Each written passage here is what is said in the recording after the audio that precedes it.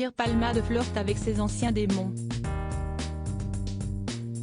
Ceux qui l'ont poussé à prendre le volant dans la soirée du 10 février dernier après avoir consommé de la cocaïne. Déviant de sa trajectoire, le comédien fait 3 blessés graves, et une jeune femme de 27 ans perd son bébé à naître de 7 mois. Depuis, les déboires de l'humoriste ont fait la une. Lui est mis en examen pour homicide et blessures involontaires, mais en ayant retrouvé une certaine liberté, il renoue avec les soirées bordelaises. Siesti plus fort que lui. Il est addict à la fête et à la nuit, il ne sait pas vivre sans ça, confie l'un de ses proches à Voici.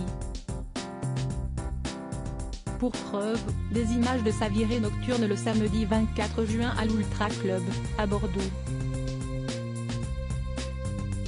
Si l'établissement a démenti l'info, sans en dire davantage, selon Ciné Télé Revue, des vidéos enregistrées par les caméras de surveillance du club attesteraient que le comédien de 55 ans y était bien, indique Actu. FR. BFM TV rappelle que Pierre Palmade n'est plus hospitalisé depuis le début du mois et a ainsi vu son contrôle judiciaire être allégé. Pour autant, l'ami de Muriel Robien l'interdiction d'entrer en contact avec les victimes de l'accident qu'il a provoqué et de prendre le volant. À cela s'ajoute l'obligation de soigner son addiction aux stupéfiants. Un mal qui le guette depuis plusieurs années sur lequel il s'est souvent livré. Supérieur à Pierre Palmade, François Cluzet, Benoît Magimel. Les stars sans tabou sur leurs addictions. Les tristes confidences de Pierre Palmade sur son addiction entre lui et la cocaïne. Tout commence alors qu'il n'a que 20 ans. Je commençais tout juste à être connu, l'époque voulait qu'on frime.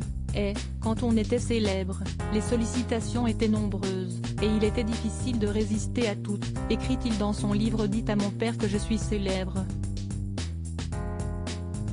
Il poursuit, la première fois, siesti euphorisant.